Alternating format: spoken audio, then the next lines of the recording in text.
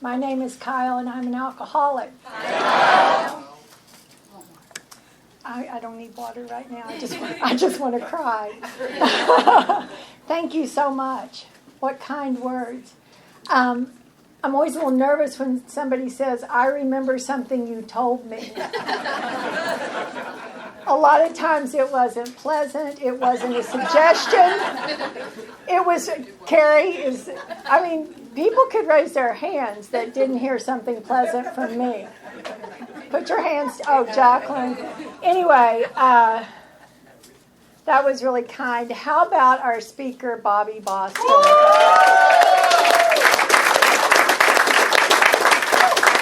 I'm telling you, I told a couple of my friends, well, now we don't need to hear another message. We can all go home.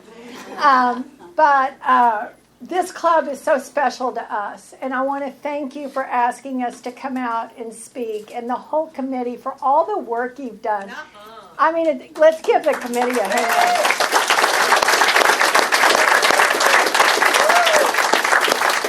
And all the people that contribute to the fundraising events on either side of that. Everybody knows Ronnie, and I got here last night, and he said, Kayle, I just want you to know that I'm the main event for the weekend. He brought it, didn't he? Okay. Let's give Ronnie a hand for his auctioneering.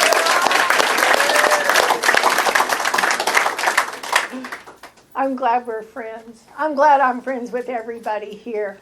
Lori called me, I don't know when, a few months ago, and she said, we would like for you to come and speak at the Alano Club anniversary. And my first response was, I think you can find a better speaker. And she said, well, probably, but we... She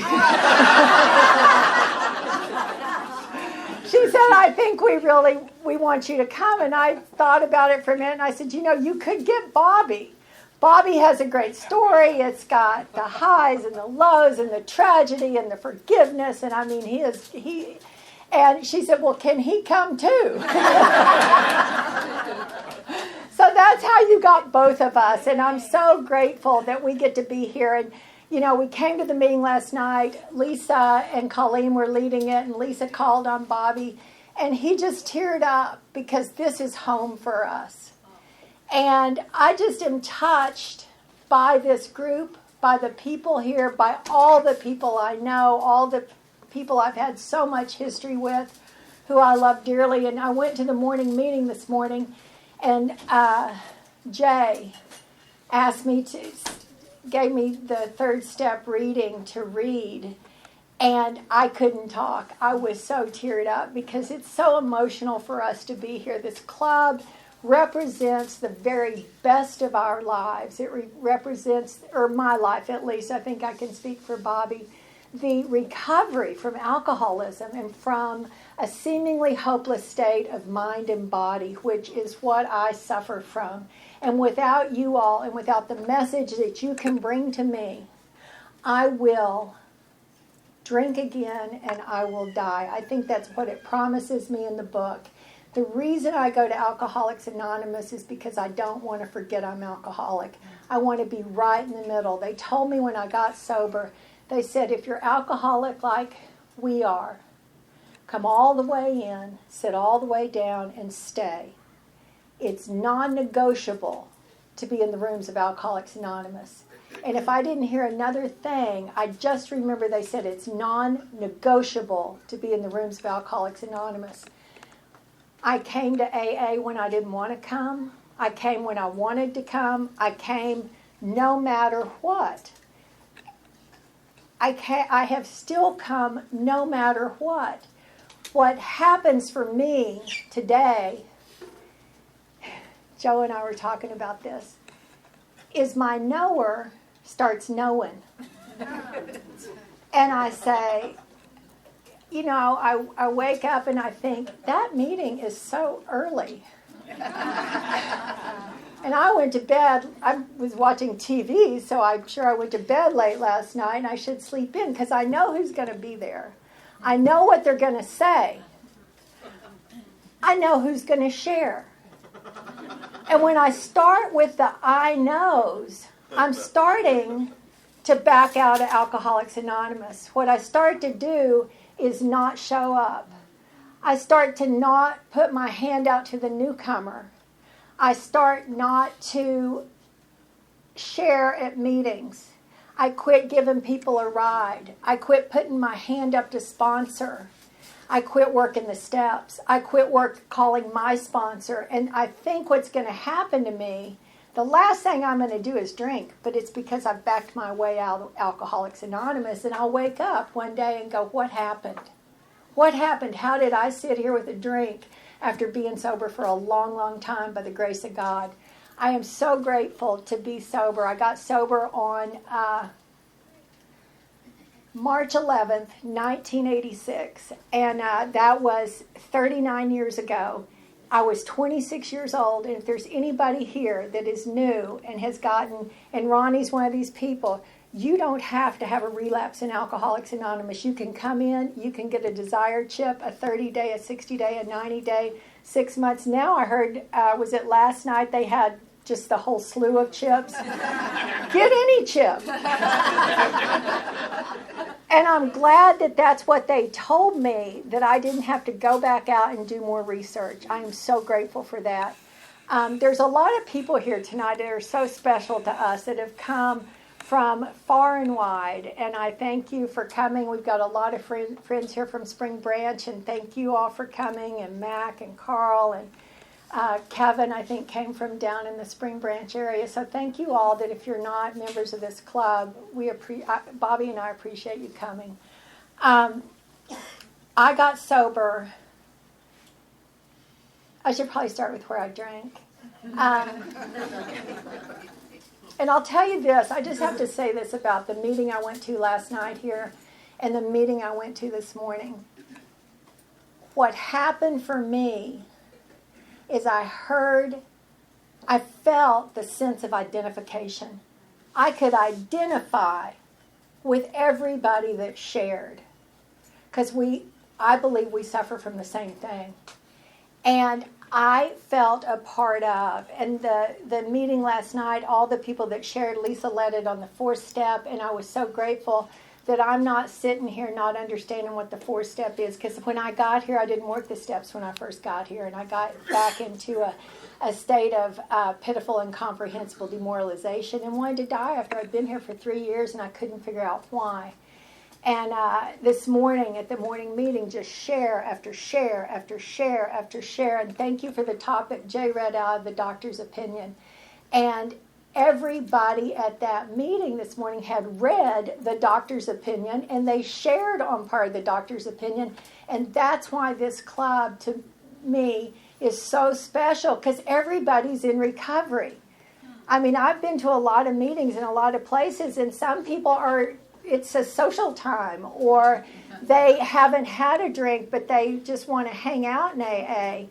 And there's a lot of people that haven't done the work in Alcoholics Anonymous. If there's anybody here that doesn't know what the work is, because I didn't, I mean that, I didn't know. It is the 12 steps. And if you want to do the work, find somebody that their life is working, they are smiling, and they have been here a while, and ask them to take you through the work. And that's what happened for me, and that's how I got to stay sober with you all one day at a time. I was born in Amarillo, Texas, where Bobby is also from, but he's much older than me. He says 11 years. I say 12. It depends on who's had a birthday. But we didn't grow up in the same peer group, but we grew up in the same part of the country, and we know a lot of the same places and a lot of the same people. And I grew up in an alcoholic home with alcoholic parents, and I thought that was the normal life. I thought it was normal. My dad was a violent, rageaholic, alcoholic, and my mother, I believe for a long time, drank out of defense. It was so crazy, and she was trying to raise kids, and my brother and I, we did our stuff. As everybody says, we started running and gunning when we were really young. And my parents said I could drink at home. And I was about 12 years old, maybe 13, and I had a slumber party, and my parents gave us beer, and they said, if you're going to drink, drink at home. This is oh my gosh, there's so many people here I love in this club. So that's how I started drinking.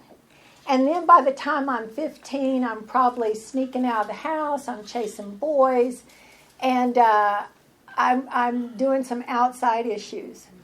And it just kept getting progressive from there. I was blacking out. I was a blackout drinker the first time I ever drank. I remember I had this bad hangover. I was throwing up. This is after this beer my mom gave us, which I then went to the liquor cabinet, drank way more than beer.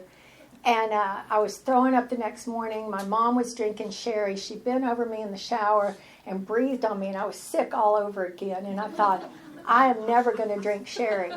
And I have never had sherry from that moment. I did not drink any sherry. And so fast forward, I'm 17 years old. It is the spring break of my junior year in high school, and my girlfriend says, let's go to Austin and see my older sister who's enrolled at UT for our spring break and hang out. And there were these are people in their 20s, and they're living out at the lake, out at Lake Travis, and he's a drug dealer. She's lying about being in law school, and we are having this wild party week, and I think I've arrived. And I mean, that's what happened. I thought I had arrived in Alcoholics Anonymous. That would have been better. But it was the greatest thing that ever happened, And so I come back to Amarillo, and I met a guy down there during that week. And so September comes, I go to Tascosa High School for my senior year, and this guy has moved back to Amarillo, and he asked me out, and he says, and so I went out with him, and okay. I mean, so I ended up graduating early in February of 1978. His family had a business in Colorado and in Amarillo, and he said, let's go on vacation with my family. So we went to Colorado Springs. There was a whole lot of drinking involved, and we were having this kind of wild trip with his parents. And in the middle of the night one night, we decided to get married. And I was 18 years old, and my parents had great plans for me. I was enrolled at a school in Columbia, Missouri, a private girls' school, and they wanted me to do anything but get married. And we came back to Amarillo. We told them this is what we're going to do, and they were just horrified. And in the meantime, my mom had gotten sober. She got sober February 10th, 1975. And she brought the message of Alcoholics Anonymous to our family. I saw her drink in 72, 73, 74, falling down, going to AA, coming back, going out, coming back. And finally, February 10th, 1975, my mom had her last drink. And I have to tell you that this great thing happened this year in February of 2025. My mom had 50 years. Wow. And she's 89, and I know. And it's the reason our family is sober. And so we all went to San Angelo, Texas. Carl, Mac, Tamara and Greg, Danny, Ronnie and Victor, and 5 of our friends from Phoenix went, plus 35 of her closest friends. And we had this great meeting and this great dinner and this big celebration for her 50 years of sobriety. And I'm telling you, my mom always says alcoholism is progressive and so is recovery. After she got sober, my dad got sober, and that was probably 76. I got sober in 86, and my brother got sober in 87. And none of us has had another drink. So that's a miracle of Alcoholics Anonymous. That is testament to Alcoholics Anonymous. My husband alluded to, he was the newcomer. When we got married, he was the newcomer in our family. And then when his brother got sober, he became the newcomer, and it still irritates his brother that we call him the newcomer because he's been here for 28 years. I mean, that's not exactly new in AA. Anyway, we love that. We love that little family joke. So I marry this guy, and what happens is he is a Anheuser-Busch distributor. And I am a beer drinker. And I thought, what a serendipity. And so we have all the beer. I mean, we had 18-wheeler tractor trailers that drive in coolers that are loaded with forklifts, load those pallets, and that's the beer that was available at that time. And so I thought I hit the jackpot, and my husband's job at that time was to go out to the bar. We probably went out 5 nights a week and pick up the tab at the end of the night. And if you pick up the tab in a bar at the end of the night, there are 35 people sitting at your table. I mean, some of them we knew, some of them we didn't know, but it was a party all the time. And that's what my life was like. And I'd wake up hungover. I'd wake up drunk. I'd wake up with fear and remorse and regret. And I thought, this is not the life I'm supposed to live. This is just not how I'm supposed to live. I am drunk all the time. I can't answer my phone. I can't answer my door. I weighed 98 pounds when I got sober. And I just knew there was something wrong. I just knew because I just kept... my friends wouldn't talk to me. My parents had tried to 12-step me. My husband's parents tried to 12-step me. And when my friends I thought drank more than I did, told me to slow down, I thought, there may be something to take a look at. And so I started praying when I was 24 years old, 1984. I prayed that God would show me a way to live without drugs and alcohol. And I started just saying, help me, because I'd seen my parents get sober. Well, I did nothing else. I didn't take any different action. I just said, help me stay sober or not drink. I didn't even know the word sober. I said, help me not drink. And I just go out and do the same thing every day, over and over and over. And in March of 86, I woke up one day in my house, and I looked around my house. I looked around my life, and I just thought, I need to kill myself. That's what I need to do.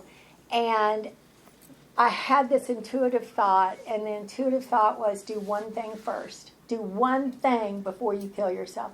And I walked into the bathroom of our home, and audibly, I heard God say, today's the day, go and get help. And I did. And that's all I can tell you. That's what happened. And I love it in our book, and Joy talked about it this morning. Something happened. On March 10th, I could not drink. On March 11th, I never picked up another drink. Something happened, and I think it's the magnificent, divine grace of God, unmerited grace that came into my life at that moment and said, enough's enough. And I, long story short, end up with this woman that was my ex-husband's cousin and my this husband's former sister-in-law. And that's how Amarillo, Texas was.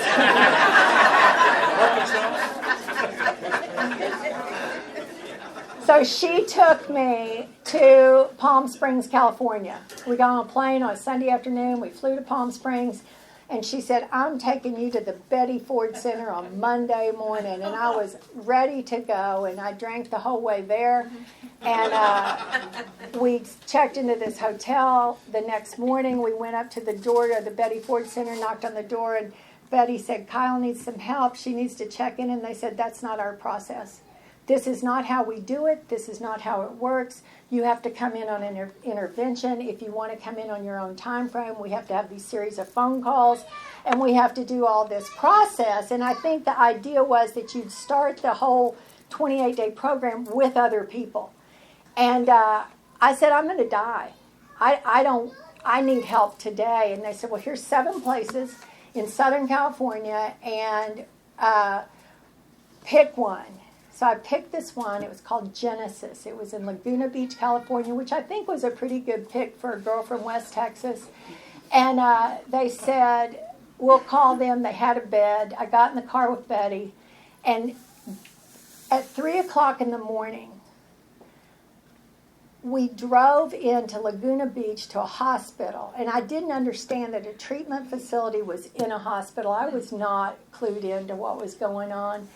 And I thought, whoa, it's an emergency room, because that's how you go in the middle of the night drunk. And I thought, this is just a little much and maybe not a great decision. And what I found, because I thought we were going to go to a spa, we were going to play beach volleyball, they were going to have pizzas, get our nails done, and there was none of that. But what happens if you go do an intake in the middle of the night in the emergency room at the South Coast Medical Center in Laguna Beach, California, is they take away your luggage, they take away your cigarettes, they take away your purse, they take away your clothes, they take every single thing you have to put you in a detox ward. And I had these pearls on. And apparently I got in a fight with them over the pearls. And there was a little dust up, I would say. And I woke up 3 days later, conscious, in a detox ward on the 5th floor of this hospital with these pearls and a hospital gown. And that was it. What my experience is I wanted to be sober. I wanted to be among you, and I didn't know who you were or what you had, but this is what I wanted. I knew there was a better way. And at that time, they had a white van that came every day and picked us up. I had a wristband on. I had my own clothes at this point. And they would take us to the morning meeting. And it was at St. Catherine's Church overlooking the Pacific Ocean. It was a gigantic gymnasium. There were 20 tables set up, round tables with 10 chairs around them, and they had 3 readings in the middle of each table. It was the same readings we have at the morning meeting here, part of the, out of step 3, the 7-step prayer, and a little bit out of the 10th and 11th step. And that was in the middle of the table. They'd read those 3 at the table, and people, those 10 people would share for that portion of the meeting, and that went on for 20 tables. When I got to AA, I was afraid if I got up from that table that they would give the message of how to stay sober that day, and I'd drink again, because I didn't want to drink. I had this whole new life, and it was amazing. I wasn't hungover. I didn't feel, I just wasn't crazy. I didn't feel like I was just pitiful and incomprehensible demoralization that I felt for so long. And so I jumped into AA. I joyfully jumped into Alcoholics Anonymous. I was, to the best of my ability, surrendered, and I was willing. And I can tell you right now, that's a fantastic way to come to AA. I have the highest regard for especially women that come into AA. They may not want to be here. They may need to be here. They have a job. They've got a couple of kids. They may be the primary breadwinner. Those are not my circumstances, and my heart goes out to you. If you're new here and those are your circumstances, come all the way in, sit all the way down, and stay, and put your hand out, and we will put ours out to you, because it's possible for anybody to stay sober, provided, and it was what we read this morning, provided we take we follow a few simple rules. That's in the doctor's opinion. I had a sponsor here in Houston, and she made me scratch out rules and write steps, provided we follow a few simple steps. And so I get out of that treatment center, and what I did was I stayed there for 5 years in Laguna. They said, plant your roots deeper in sobriety. And I divorced that husband. That was a bitter pill to swallow later, because I just ran havoc through his life, his family's life. Those people were good to me. And I got married too young. I didn't want to be there. I wanted to leave the plains of West Texas. I thought living at the beach was a great thing.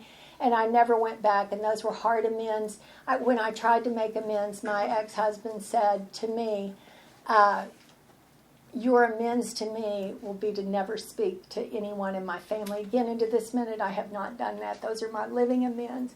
And that's just tough. That's a tough thing to come back from newly sober. And I'm so grateful that you all showed me how to do that and how to be okay and live through any circumstances and not pick up a drink.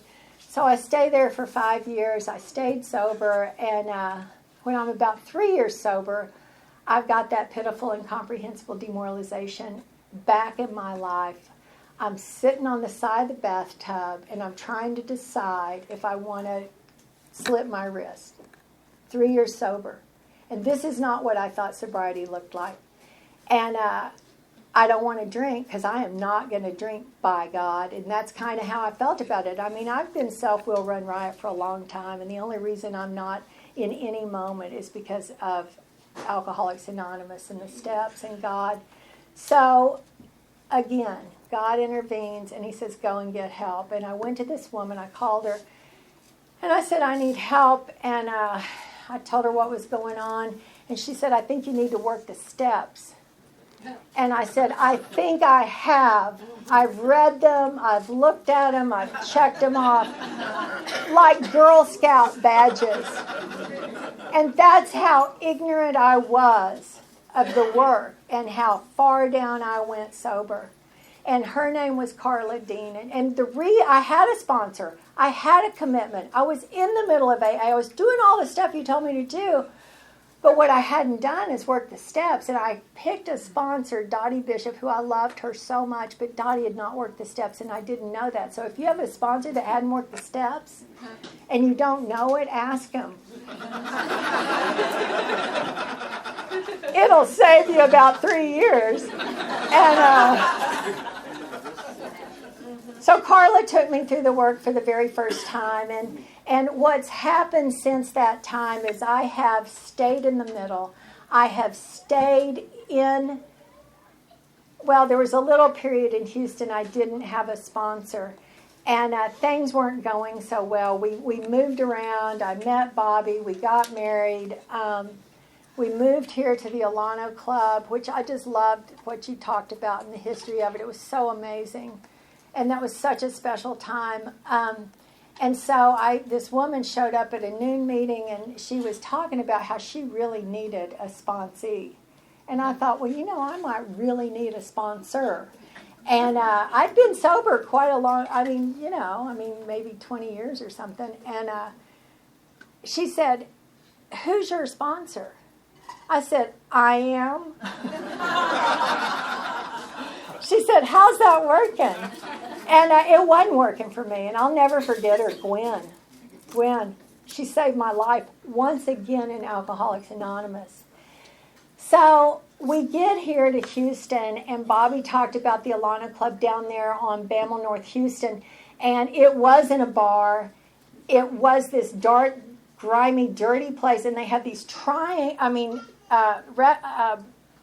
like card tables, square card tables, like bar tables. Those tables got to go to the club across the street.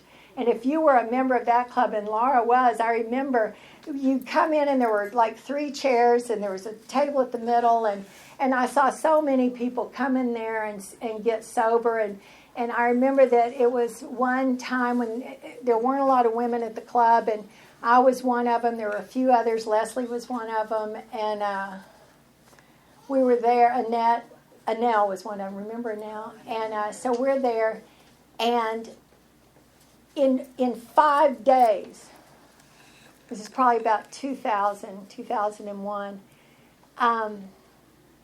7 women asked me to sponsor them in 5 days.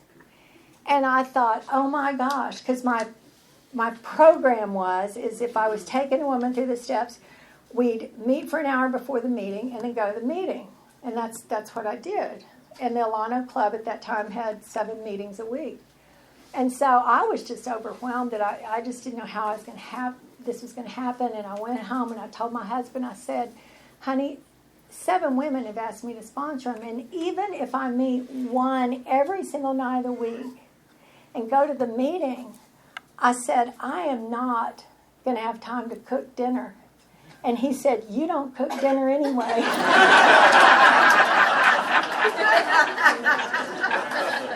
He said, "Go and help those women." And that's the message of Alcoholics Anonymous in our marriage and in my life and in my husband. And I was so grateful because what I got to do is put my hand out no matter what.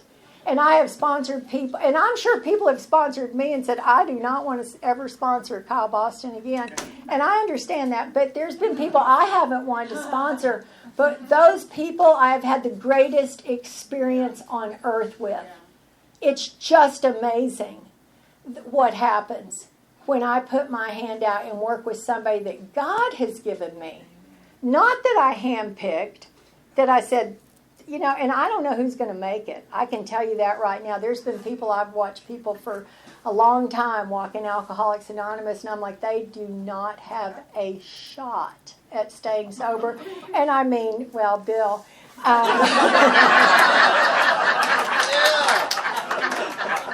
So I go, "Is that Cinnamon Roll Bill?" And he goes, "It sure is, Kyle."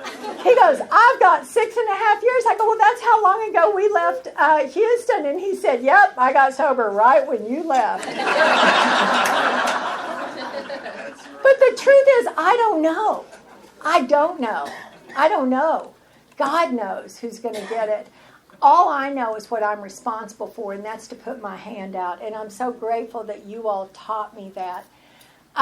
We've had so many great experiences in Alcoholics Anonymous, or I have these things that have just been miraculous through our whole life. A story that comes to mind, and I think you alluded to it, was Hurricane Harvey. And Hurricane Harvey came on August 26, 2017, but who's counting?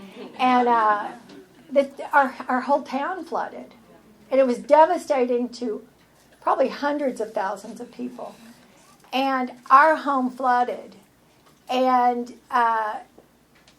we walked out the next morning in waist-deep water. And I'll tell you what, I had two thoughts.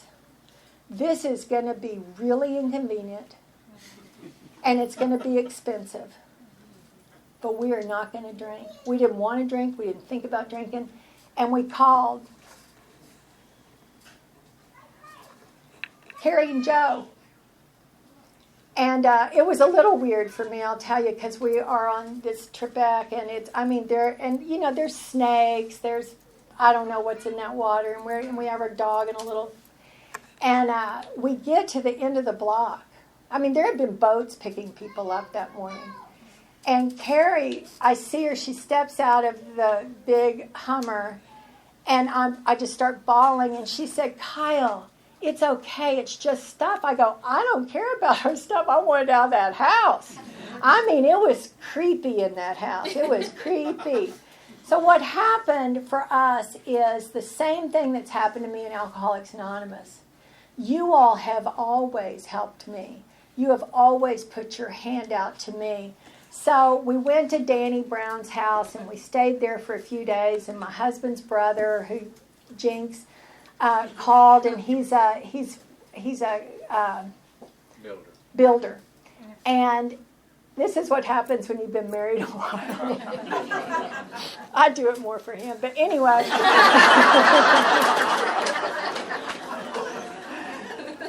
Jinx says, I'm coming Thursday night, and we're going to set up, and we're going to demo that house, and this is what all's going to happen. And Julian cooked dinner for us, and another couple that now lives in Midland let Jinx and Laura, my brother-in-law and his wife, stay at their house, and we're at Danny's house.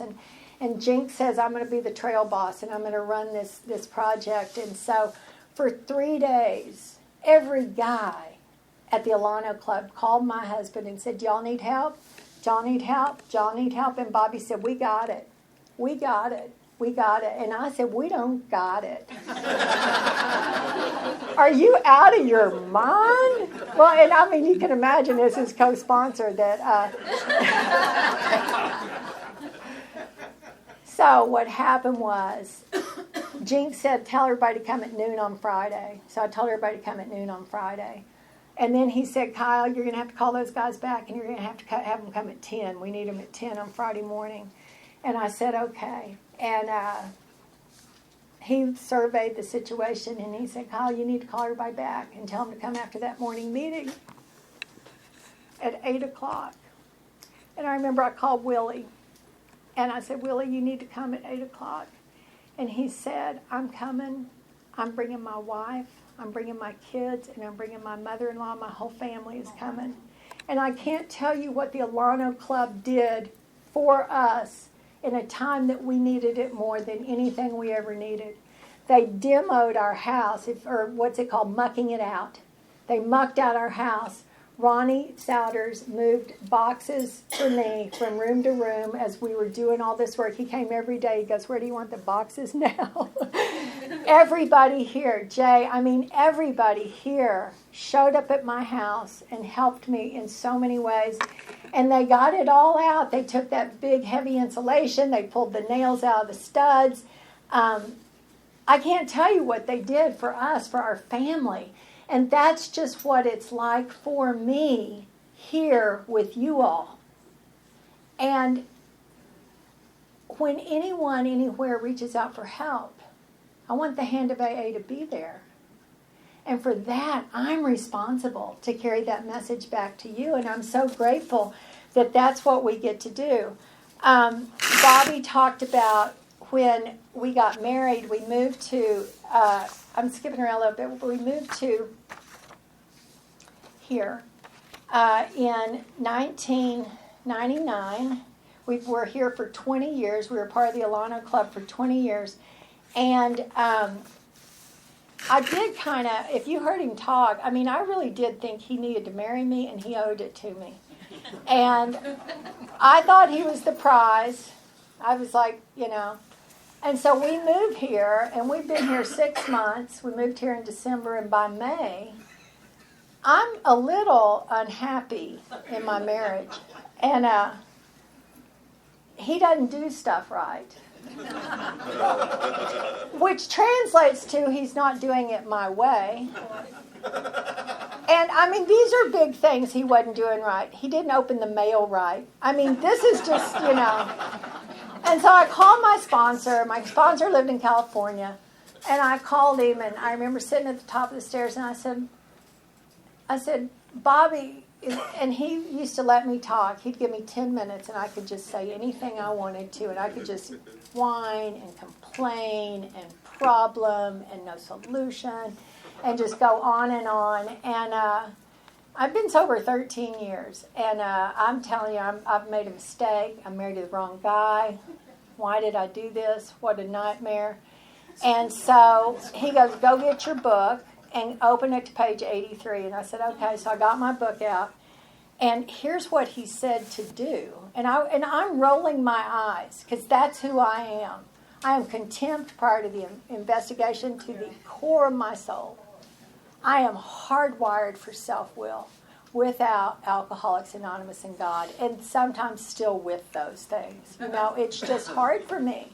It's just hard. I am an alcoholic through and through. So here's what I had to read. If Bobby does what I want him to do, I'm going to know a new freedom and a new happiness. If Bobby does what I want him to do, I will not regret the past nor wish to shut the door on it. If Bobby does what I want him to do, I will know the word serenity and I will know peace. If Bobby does what I want him to do, no matter how far down the scale I have gone, I will see how my experience can benefit others. If Bobby does what I want him to do, the feeling of uselessness and self-pity will disappear. So he had me read all 12 promises, and I was so relieved. I go, oh, you get it. I felt understood. He said, Kyle, you don't get it. He said, Bobby is a fallible child of God, and you have taken Bobby and put him in the center of your universe, and you have made him your higher power. And you need to take him out of there and put him back where he belongs and put God back in the middle of your life and your sobriety. And I was just like, oh my gosh, because I didn't know I did that. And I did it so subtly and so well. I'll just tell you this, for years I read that part in the book that says, we read it today. He is the director, we are his agents. All of that. Well, the part where the actor, and he's going to arrange the show right, and he's going to be really nice about it. If he doesn't get his way, he's going to be a little more. I always thought it said I was the director. I didn't realize it said I was the actor. And this is a few years ago. I'm like, wow, did anybody know this? I remember one day I'm driving around Beltway 8. I'm at work. I'm coming home on the tollway. And there's a 7 o'clock meeting at Alano. And I'm just, deep in thought about me. And I realize I have this spiritual awakening, this clarity. And I realize that all fear is self-centered. And I'm like, oh my gosh. And I knew there was a 7 o'clock meeting. I was going to it, and I was so excited. And I ran in the door, sat down. I got called on, and I was like so excited. And I said, I need to let y'all know that fear is self-centered. And everybody laughed. They said, that's in the 12 and 12. So that was another one fun spiritual awakening for me. That's who I am without you. And I can't know what I don't know. And I'm so grateful for the message. I had an experience in Phoenix, and this was in 23. And we got to Phoenix, and I did what you told me to do, and I found Alcoholics Anonymous immediately. And it was not where I thought it should be. We live in downtown Phoenix, and I kept trying to find my people, because my people are here in AA, and I found them in Scottsdale, and we don't live in Scottsdale. It takes 30 minutes to get there, and I thought when I retired and we moved to Phoenix that I was going to get to go to a noon meeting and walk there. What I found out is the meeting where my people were was a morning meeting in Scottsdale at 7 a.m. and I have to leave at 6:20 in the morning to be there. And that's what the deal is. That's what the deal is, because I can't not be in Alcoholics Anonymous, and that's where my people were. So I go there, and we start hanging out in the middle of AA, and we're just having this great life, and we love it. And I've had this underwriting fear that's just gotten bigger and bigger and bigger and bigger and bigger since I've been in Phoenix, and it goes on for about 4 years. And there was kind of a event that happened that really put it in a different dimension. And I thought, I don't know what to do. I do not know what to do, because I can't live like this. I can't live with this fear. And I don't know what to do. And I called this woman in Dallas. It was a friend of mine in AA. And I said, here's the deal. And she said, well, Kayle, it sounds to me like you need to write a fear inventory. And I said, it's not going to work. This fear is too big. And I've seen God do a lot of things, but he isn't going to get rid of this one. And what I know is, if I am willing to take direction, and I had been here long enough that I thought, okay, I'm just going to try it. And I've heard people say this, and I've said it. I'm just going to show you it doesn't work. And so I put pen to paper, and I wrote this fear inventory. And I'm here to tell you it worked. And that fear was completely removed. And I was as contempt prior to investigation, having written inventory for 35 years in Alcoholics Anonymous. I didn't think it'd work this time.